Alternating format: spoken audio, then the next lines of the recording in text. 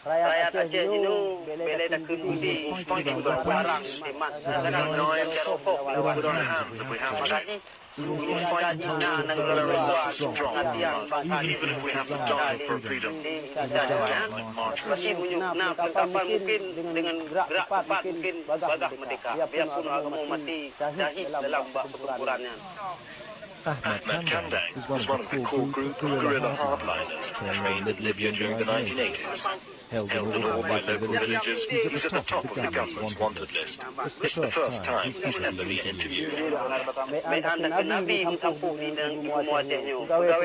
we take control of our country, we will sweep out all Indonesian military, police and civil servants. As to people who've worked and collaborated with the government, we will chase all them out as well, not just the Javanese and Indonesian troops.